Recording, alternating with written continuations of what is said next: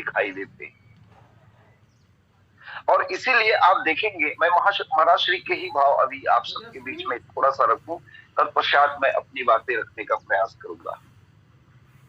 महाराज श्री ने कहा कि राम जी को जब जैसे व्यक्तित्व की आवश्यकता होती है, लखन लाल जी में वैसा ही व्यक्तित्व, वैसा ही लक्षण तत्काल उभर आता है।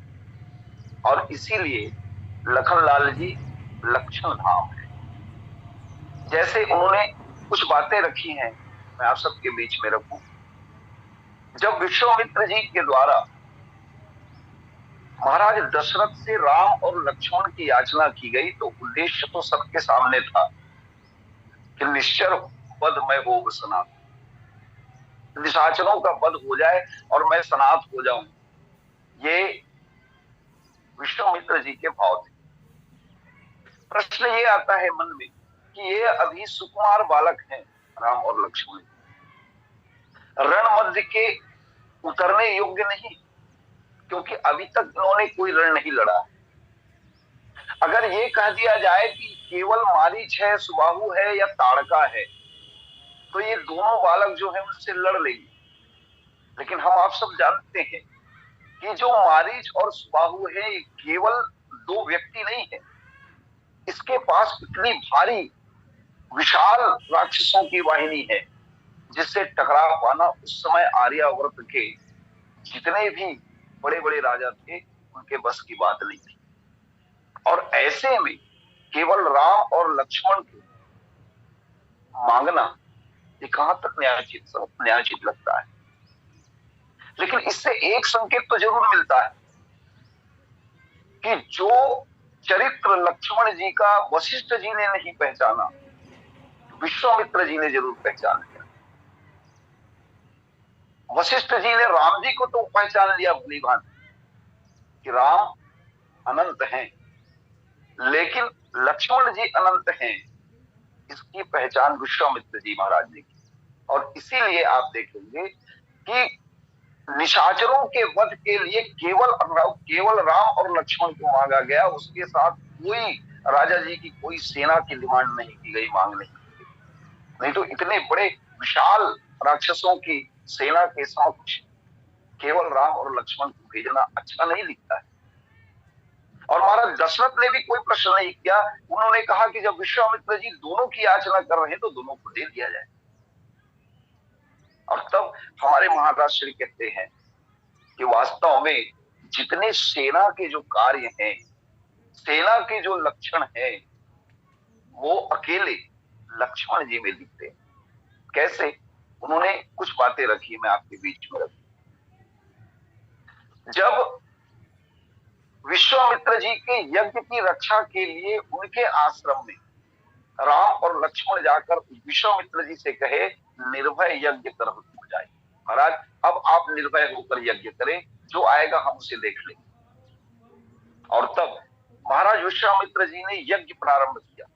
और जब जैसे ही यज्ञ प्रारंभ किया तो सुनि मारीच निशाचर द्रोही, लय सहाय भावा मुनिद्रोही।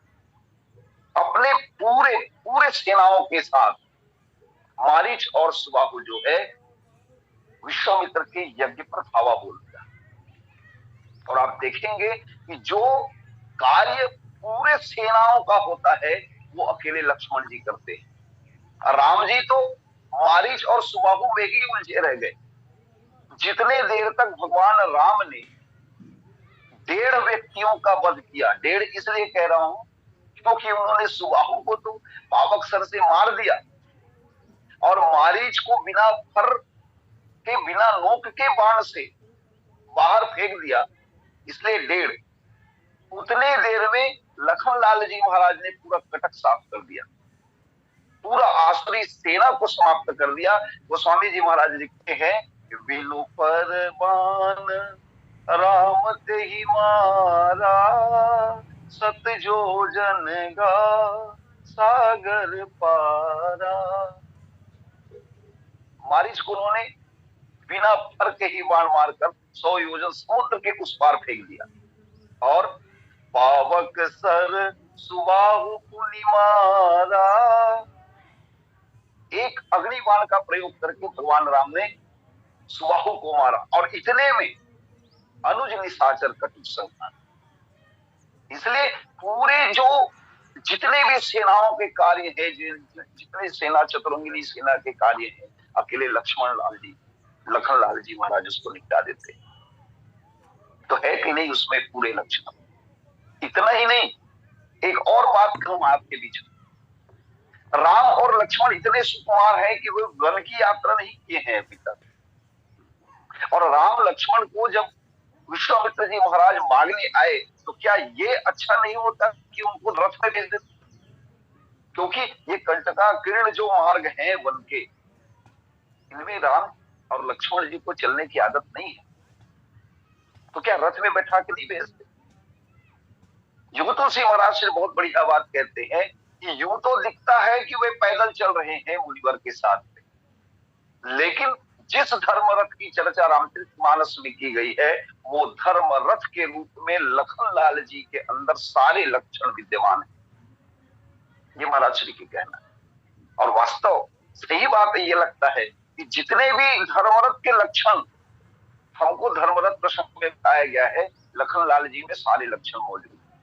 जैसे सौरज धीरज तेहि रथ चाका, सत्यशील दृढ़ ध्वजा पताका, ये लक्षण है। शौर्य, शौर्य के बारे में तो केवल एक पंक्ति काफी है, जब भगवान राम ने विभीषण जी महाराज से कहा था, इस जगमोह सखा निशाचर जेते, लक्ष्मण हनै निमिष होते। इससे बड़ा शौर्य का और क्या प्रमाण होगा, आप देखें इसे। लेकिन साथ ही धैर्य भी देखिए, धैर्य तब दिखता है जिस समय परशुराम जी महाराज का आगमन होता है, सभा के सारे राजा थर-थर कांपते हैं, लेकिन ये लखन लाल जी महाराज जब राम जी का अपमान होते देखते हैं तो चुप नहीं बैठ पाते और उंगली करना शुरू कर देते। लेकिन भगवान राम के नेतृत्व का एक इशारा और उनके जीवन का धैर्य, ये लक्षण सामने आता है। गोस्वामी तुलसीदास जी महाराज ने लिखा है, सुनि लक्ष्मण भी से बहुरी, नयन तरे रे राम। लखन लाल जी महाराज को केवल नेतृत्व का इशारा कर दिया गया भगवान राम के द्वारा, और धैर्य सामने आया। गुरु समीप गवने सकुची, परिहरि बानी बाम। यह धैर्य, सौरज धीरज तेहि रथ चाका, सत्य और शील। सत्य तो ऐसा कि तमाम मानस के अध्येताओं के द्वारा ये कहा जाता है कि इतना भी सत्यवादी नहीं होना चाहिए कि उसकी वाणी में कटुता आ जाए, और लखन लाल जी महाराज के जीवन में ये दिखता है। और शील भी ऐसा कि देखिए, रामचरितमानस के जितने भी पात्र हैं, सारे पात्रों में अगर सबसे ज्यादा शीलवान कोई व्यक्तित्व है तो वो महाराज भरत जी का है। भरत जी जैसा शील किसी भी पात्र में नहीं दिखाई देता। लेकिन अगर उसको महारानी कैकेयी के संदर्भ में अगर देखा जाए तो महारानी कैकेयी के संदर्भ में भरत जी के जीवन में भी शील जो है वो सब जवाब दे देता है, और उनके मुख से जितने कटु वाणी निकलता है उतना तो मानस के किसी भी पात्र ने महारानी कैकेयी की भर्त्सना नहीं की। तो यहां तो उनका शील जवाब दे दिया। और महारानी कैकेयी को केवल भरत जी ने नहीं, महारानी कैकेयी को केवट जैसे निषाद राज जैसे पात्र ने भी उनकी निंदा की। कैकेयी नंदनी मंदमती कुटिल, कठिन कुटिलपन की, जय रघुनंदन जानकी सुख और सर्वसुखी। लेकिन आपको आश्चर्य होगा कि इतने में भी लखन लाल जी महाराज के मुख से महारानी कैकेयी के लिए एक शब्द भी कोई आलोचना के नहीं निकले। इससे बड़ा शील का उदाहरण, शील का लक्षण और क्या होगा। लेकिन मैं आपसे निवेदन करूं, मैं महाराज श्री के भावों को इसलिए आपके बीच में रख रहा हूं कि जिनके साहित्यों को पढ़ करके हमने मानस को यत्किंचित जानने का थोड़ा सा अवसर मिला है, उनके भावों को आपके बीच में परोसूं।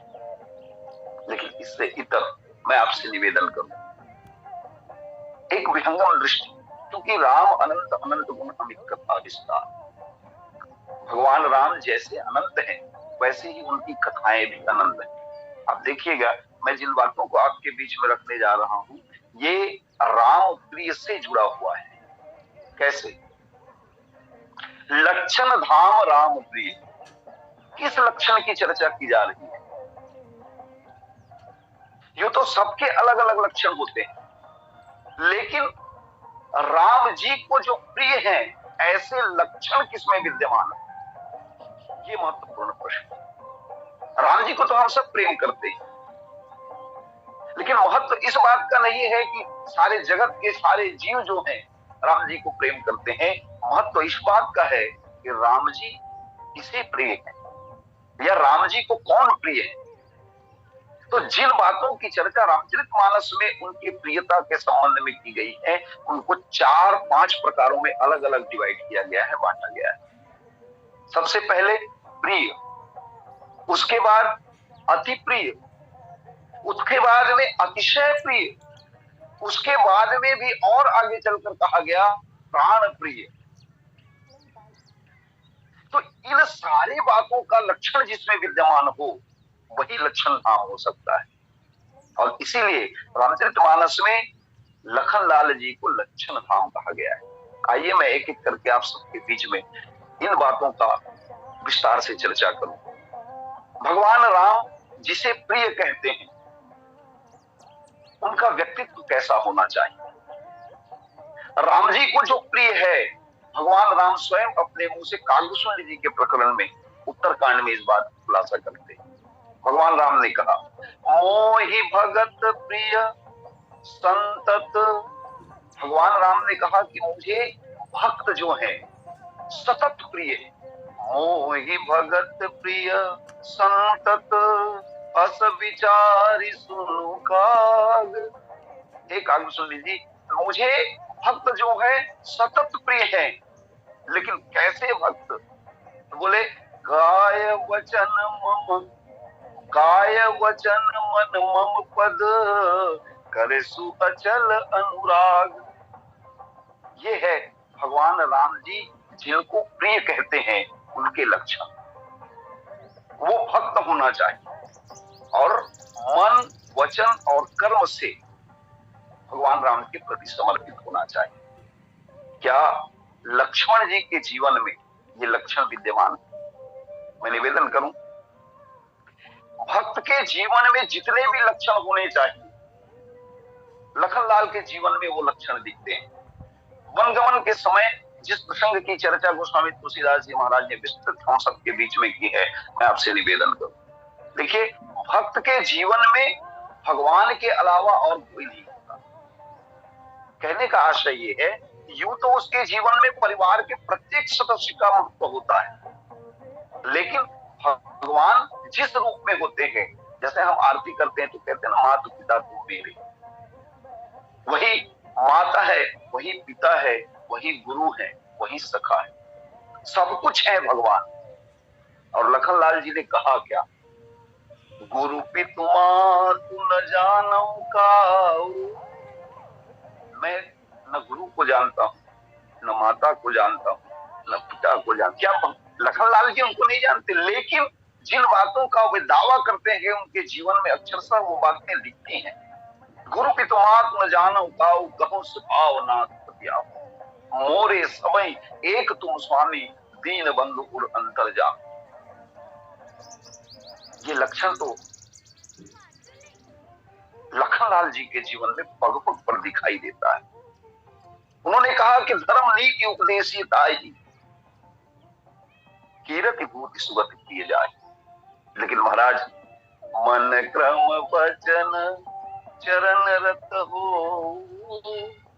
कृपा सिंधु परिहरि किसो। ये है, इसलिए भगवान राम के जो प्रिय है उनमें सबसे ऊपर अगर किसी का नाम आता है तो लखनलाल जी महाराज का नाम आता है, और इसीलिए लक्षण धाम राम। दूसरी बिंदु, जो अति प्रिय ऐसा कहा भगवान राम ने, मैं आपसे निवेदन करूं, भगवान राम जब अपने पूर्ववासियों को संदेश देते हैं तो वहां एक बात कहते हैं, यद्यपि सब वैकुंठ बखाना, वेद पुराण विदित जग जाना, अवधपुरी समप्रिय सोमनाथ। गोस्वामी तुलसीदास जी महाराज अद्भुत शब्दावली का प्रयोग करते हैं। भगवान राम ने कहा कि यद्यपि सब के सब वेद पुराण, चाहे संत हो चाहे ऋषि मुनि हो, सब के सब वैकुंठ का बखान करते हैं, लेकिन भगवान राम कहते हैं कि अयोध्या के समान मुझे वैकुंठ भी प्रिय नहीं है। अवधपुरी संप्रिय सोम नहीं सो, यह प्रसंग जाने को। और उन्होंने एक बात कह दी, अति प्रिय मोही यहाँ के बासी, मम धाम दापुरी सुख राशि। अति प्रिय मोही यहाँ के वासी। पूछा जा सकता है महाराज कि जिस पुरी में निर्दोष माता सीता जी के जीवन में कलंक का टीका लगाया गया, ऐसे अवधपुरी के निवासियों को भी आप ये कहते हैं कि अति प्रिय मोही यहाँ के वासी। किस आधार पर? तो हमारे संतों ने एक बहुत बढ़िया बात कहा, मैं आपके बीच में रखूं। हमारे संत जन कहते हैं कि जब से भगवान राम वनवास को गए, जैसे ही चित्रकूट से भगवान राम आगे बढ़े, तब से अयोध्या के जो नगरवासी हैं वे करते क्या हैं? तो बोले अयोध्या के नर नारी उसी दिन से नियम उपवास व्रत में शामिल हो जाते हैं। और गोस्वामी तुलसीदास जी महाराज लिखते हैं, राम दरस लगी लोग सब करहि नेम उपवास, तजी तजी भूषण भोग सुख, जियत अवधि की आस। इसीलिए भगवान राम जी कहते हैं कि अति प्रिय मोहि यहाँ के वासी। जिन सबका जीवन राम जी के लिए समर्पित हो गया है, जो सब कोई अपने प्राणों से भी ज्यादा राम जी को प्रेम करते हैं, जिनके लिए सब कुछ छोड़ने को तैयार हैं, भगवान राम भी ये कहते हैं ये मुझे अति प्रिय है। क्या लखनलाल जी में ये लक्षण लिखता है? क्योंकि लक्षण धाम कहा गया है, लक्षण धाम राम प्रिय। ये लक्षण आएंगे तो राम प्रिय होंगे। तो रामचरितमानस ये कहता है कि देखिए, ये तो राम जी के वियोग होने के बाद इन सबके जीवन में ऐसा परिवर्तन दिखाई देता है, लेकिन लखनलाल जी के जीवन में ये कैसे कब से दिखाई देता है? तो ये कहा गया, पारहि ते निज हित पति जानी, लक्ष्मण राम चरण रति मानी। जन्म से ही जिन्होंने भगवान के चरणों में अपनी रति प्रेम मान लिया, इससे बढ़कर राम का प्रेमी और कौन? और आप पाएंगे, जैसे हमारे आचार्य जी महाराज, आचार्य जी एक बात कहते हैं कि लक्ष्मण जी राम जी जो है लक्ष्मण के बगैर नहीं रह सकते और लक्ष्मण जी राम के बगैर नहीं रह सकते। जैसे नामकरण का अवसर जानी, तो नामकरण के अवसर में आप कल्पना कीजिए कि तीनों रानियां एक साथ बैठी होंगी, और जिस क्रम में बैठी होंगी वहां वरीता क्रम के हिसाब से ही तो बैठी होंगी। तो वरीता क्रम में कैसा होगा? तो बोले सबसे पहले कौशल्या, कौशल्या के बाद में कैकेयी, और कैकेयी जी के बाद में सुमित्रा। ये क्रम है, क्योंकि एक बड़े, फिर उससे छोटे, फिर उनसे सबसे छोटे। अब जिस क्रम में माताएं बैठी हुई हैं, उन्हीं क्रम में तो उनके बच्चे उनके गोद में होंगे। जैसे कौशल्या जी के गोद में राम जी होंगे निश्चित तौर पर, सुमित्रा जी के गोद में लखन और शत्रुघ्न होने चाहिए, लेकिन लखन और शत्रुघ्न दोनों सुमित्रा जी के गोद में नहीं है। बीच में जो कैकेयी अम्बा है, गुरु वशिष्ठ जी ने ये कहा, उनको निर्देश किया कि कैकेयी जी आप एक काम करो कि भरत के साथ में आप लक्ष्मण जी को अपनी गोदी में बैठा लो। यानी कैकेयी अम्बा के गोद में लखन लाल जी और भरत जी दोनों बैठे हुए। अच्छा, उनका बैठने का तरीका क्या है? जिधर भगवान राम के पैर हैं, या जिधर लखनलाल जी महाराज के सिर है, उधर भगवान राम जी के पैर हैं। यानी उनसे एक पल की दूरी या किंचित दूरी की लखनलाल जी को बर्दाश्त नहीं है। और इसीलिए गोस्वामी तुलसीदास जी महाराज ठीक इस बात को कहते हैं कि 12 ही पति जानी, लक्ष्मण राम चरण रतिमानी। ऐसा प्रेम, ऐसा उत्कृष्ट प्रेम जिसे एक पल के लिए भी जुदाई बर्दाश्त न हो, ऐसे लक्षण को लखनलाल जी महाराज में ही दिखते हैं और किसमें दिखेगा। इसीलिए अति प्रिय मोह यहाँ के वासी जब अयोध्या वासियों के लिए कहा गया तो इसके सारे लक्षण लखनलाल जी महाराज में दिखते हैं। लेकिन इससे आगे एक और बात कहा गया है, अतिशय प्रिय। और किस प्रसंग में? सोई अतिशय प्रिय भामिनी मोरे, नौधा भक्त। नौ जिनके एक होई, नारी पुरुष सचराचर कोई, सोई अतिशय।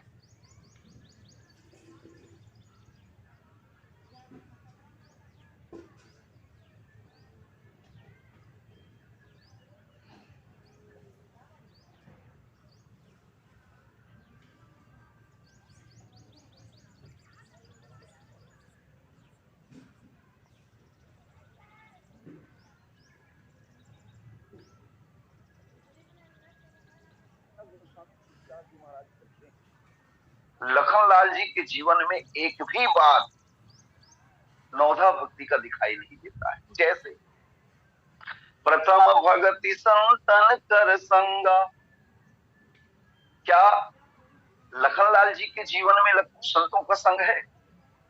दिखता तो नहीं है।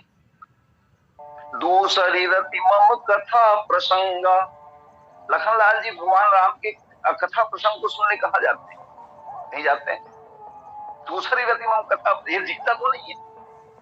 लेकिन सारे लक्षण आपको वही मिलेंगे जहां गोस्वामी तुलसीदास जी महाराज संकेत करते हैं। क्योंकि इस प्रसंग में लक्षण धाम राम प्रिय अगर कहा गया है तो जिन अर्थों में इन बातों को कही गई है मैं आपके बीच में निवेदन करूं। नौधा भक्ति में जिन 9 प्रकार की भक्तियों की चर्चा की गई है, मेरा प्रश्न है आपसे कि वे साधन के रूप में उन बातों को रखा गया है कि साध्य के रूप में? क्योंकि रामचरितमानस में कहीं कहीं भक्ति को साध्य बताया गया है और कहीं कहीं भक्ति को साधन के रूप में चित्रित किया गया है।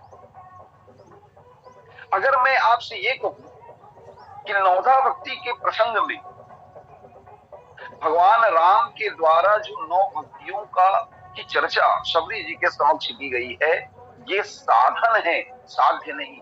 तो यानी कि ये मार्ग है, ये लक्ष्य नहीं। गोस्वामी तुलसीदास जी महाराज बहुत बढ़िया बात कहते हैं। जिस समय भरद्वाज मुनि के समक्ष भगवान राम ने ये कहा कि कहिए नाथ हम कहीं मग जाएं, बोले महाराज हम किस रास्ते से जाएं? तो भरद्वाज मुनि जी हंसते हैं। किसी ने पूछा कि भाई ये हंसने के कोई प्रश्न तो है नहीं, फिर भरद्वाज जी को हंसी क्यों आई? प्रयाग की चर्चा है। फिर भरद्वाज जी महाराज को हंसी क्यों आई? तो उन्होंने कहा कि जिन 4 मूर्ति मेरे समक्ष खड़े हुए हैं, इन चारों के द्वारा या राम जी के द्वारा जो प्रश्न किया जा रहा है कि कहीं अनाथ हम कहीं मर जाए, ये मुझे तर्क संगत नहीं लगता है। क्यों? अगर राम जी कोई मार्ग के बारे में पूछे तो हंसी आएगी, नहीं तो क्या होगा? क्योंकि राम जी को कहीं जाना ही नहीं, वो तो सब जगह व्याप्त है। भरद्वाज जी मुनि के दृष्टिकोण से राम जी ब्रह्म है और ब्रह्म जो है सर्वत्र समान रूप से विद्यमान होता है, वो कहीं आता जाता वो है नहीं। रास्ता पूछने का मतलब क्या? दूसरा, वहां पे सीता जी है और सीता जी तो राम जी से अभिन्न है, फिर उसके लिए भी मार्ग पूछने का कोई औचित्य नहीं दिखता। भरद्वाज जी महाराज ने कहा कि अगर मैं लखनलाल जी को कोई रास्ता बताऊं या लखनलाल जी के लिए मैं कोई रास्ते की बात करूं, तो क्या मेरे बताए हुए रास्ते पे लखनलाल चलेंगे? तो लखनलाल जी से ही पूछ लो। लखनलाल जी से पूछा गया तो उन्होंने कहा कि महाराज हम तो अनुगामी हैं, पीछे चलने वाले हैं, और पीछे जो चलने वाले होते हैं उसको किस रास्ते से कहाँ जाना है इससे कोई मतलब तो है नहीं। जो सामने वाला जा रहा है उसके पीछे पीछे चलना है, वो सामने वाला जाने कि हमको कहाँ जाना है रास्ता पर उनको होना चाहिए। और चौथा जो शख्स खड़ा हुआ है वहां पर वो निषाद राजपूत है, और निषाद राजपूत तो खुद रास्ता बताने के लिए आए हुए हैं, इसलिए भरद्वाज को बहुत हंसी आई। इसका मतलब ये हुआ कि जिन्होंने लक्ष्य को प्राप्त कर लिया है उसे कहीं और किसी रास्ते की आवश्यकता है नहीं। तो जो ये नवधा भक्ति का जो प्रसंग आया है रामचरितमानस में, ये साधन भक्ति है साध्य तक पहुंचने के लिए। और लखनलाल जी महाराज को तो साध्य जो है वो सतत प्राप्त हुए हैं, फिर साधन भक्ति की आवश्यकता क्या है। इसलिए जितने भी 9 प्रकार के जो भक्ति बताए गए हैं ये लखनलाल जी महाराज के जीवन में तो हर पल दिखते हैं। क्योंकि प्रथम भगति संतन कर संग, संतों के संग से मिलेगा क्या, तो भगवान के प्राप्ति का मार्ग प्रशस्त होगा। जिनको भगवान स्वयं मिले हुए हैं और मैं 24 घंटा, फिर उनके जीवन में इस मार्ग की क्या आवश्यकता है। वो तो लक्ष्य पे पहले ही पहुंचे हुए, मार्ग की आवश्यकता तो उसे है जो पथिक हो। और लखनलाल जी महाराज ये लक्ष्य पे बैठे हुए हैं, इसलिए ये जो अतिशय प्रिय की जो बातें हैं ये लखनलाल जी के जीवन में प्रत्यक्ष दृष्टिगोचर होता है। इसीलिए लक्षण धाम राम प्रिय। और अंतिम बात, भगवान एक जगह में प्राण प्रिय शब्द का प्रयोग करते हैं। कहा, निंदा स्तुति उभय सम, ममता मम पद कंज, ते सज्जन मम प्राण प्रिय, मंदिर सुख पुंज। निंदा और स्तुति ये संतों के लक्षण जब भगवान राम कहते हैं उस समय ये कहते हैं कि जिनके जीवन में जिनके संतत्व के सारे लक्षण जब दिखाई देने लग जाते हैं तो वे सज्जन जो हैं मुझे प्राणों के समान प्रिय हो जाते हैं। और इन संतों के लक्षण को कहां से प्रकट किया गया, कहां से प्रारंभ किया गया, तो सट विकार जित अनग अकामा, अचल अकिंचन सुचि सुख धामा, यहां से भगवान राम प्रारंभ करते हैं। अब षट विकार में क्या है, तो बोले काम क्रोध लोभ मद मोह मात्सर्य। क्या ये लक्षण लखनलाल जी के जीवन में दिखते हैं? मैं निवेदन करूं, लोग इस पर प्रश्न कर सकते हैं। रामचरितमानस में लखनलाल जी से ज्यादा क्रोधी तो कोई है ही नहीं, फिर षट विकार जित कैसे? 5 विकार जित अगर कह दे तो बात समझ में आ भी सकता है, क्योंकि वो बात बात पर क्रोध करते हैं। लेकिन मैं निवेदन करूं आपसे कि लखनलाल जी क्रोध पर पूर्ण विजय प्राप्त कर चुके हैं, वे क्रोधी नहीं है। हमारे राजेश्वर जी महाराज कहते हैं कि देखिए हर चीज मर्यादा में रहती है तो वो पूजनीय है, और जो मर्यादा का उल्लंघन करे तो वो निंदनीय है। और वे कहते हैं कि देखो क्रोध जो है आग है, और आग अगर चूल्हे के अंदर रहे तो घर चलता है, और अगर आग चूल्हे से बाहर अगर निकल करके कहीं फैल जाए तो घर जलता है। तो जिस आग से घर चलता है उसी आग से घर जलता है। लखनलाल जी का क्रोध कहाँ है, तो बोले चूल्हे का आग है, मर्यादित आग है। और आप देखेंगे सबसे पहले उन्होंने क्रोध का अभिनय कहाँ किया, तो सबसे पहले उन्होंने क्रोध का अभिनय या क्रोध का प्रयोग जनक जी के ऊपर में किया। और उनका क्रोध ऐसा नहीं कि क्रोध करने के लायक, क्रोध करने के लिए क्रोध है ना। लखनलाल जी का क्रोध क्रोध करने के लिए क्रोध नहीं है, वो बोध कराने के लिए क्रोध है। और लखनलाल जी के क्रोध से जनक जी के जीवन में बोध आता है, लखनलाल जी के क्रोध से परशुराम जी के जीवन में बोध आता है। और इसीलिए ऐसा क्रोध जो जीवन में बोध की उपलब्धि करा दे, वो क्रोध भी हमारे जीवन में स्वीकार्य होना चाहिए। और लक्ष्मण जी के जीवन में यही क्रोध दिखता है। इन्हीं के क्रोध करने के बाद भगवान राम को जनक जी भी पहचान पाए और परशुराम जी भी पहचान पाए। तो धन्य है ऐसा क्रोध, इसीलिए लक्षण धाम, और इसीलिए के सज्जन हम प्राण प्रिय, तो भगवान राम के लिए लक्ष्मण भी प्राण प्रिय हम कह सकते हैं। तो लक्षण धाम राम प्रिय सकल जगत आधार। अब आगे बढ़े, सकल जगत आधार।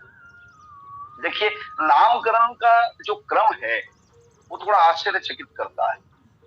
दो पंक्ति में ही सकल जगत आधार जो है वो सिद्ध हो जाएगा। लेकिन मैं एक थोड़ा सा आगे जाकर के एक निवेदन करूं।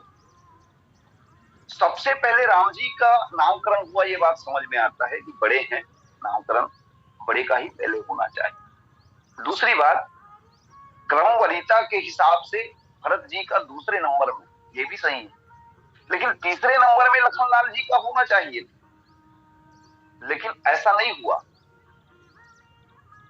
लखनलाल जी का जो नामकरण है सबसे अंत में किया गया, उससे पहले शत्रुघ्न जी का नामकरण किया गया है। क्यों? बोले जो आधार होता है, यही तो है आधार, जो आधार होता है वो सबसे या तो अंत में रहेगा या सबसे शुरू में रहेगा। जैसे हम बीम डालते हैं अपने छत बनाने के लिए, तो वो बीम छत का आधार है। भवन खड़े करने के लिए हम नींव डालते हैं, तो नींव घर का आधार है। इसी तरह से ये पूरा ब्रह्मांड जो है एक भवन है, और ये ब्रह्मांड रूपी भवन विराजमान कहां है? तो गोस्वामी तुलसीदास जी महाराज संकेत करते हैं, ब्रह्मांडु भवन विराज जाके, एक सिर जीवी रज कनी, ब्रह्मांडु भवन भी। ये पूरा ब्रह्मांड एक भवन की तरह है। और लखनलाल जी महाराज शेष सहस्त्र शीश जग कारण, लखनलाल जी महाराज तो सहस्त्र शीश हैं, और सहस्त्र शीश में से एक शीश में धूल के कण के बराबर ये पूरा ब्रह्मांड जो है विराजमान लखनलाल जी के सिर के ऊपर। इसलिए सकल जगत आधार। और यही इसी बात पर आप देखेंगे कि मेघनाद समकोटि सत जोधा रहे उठाए, साहित्य के हिसाब से 7 कोटि 100 करोड़ योद्धा मेघनाद के समान लक्ष्मण जी को उठाए, फिर भी नहीं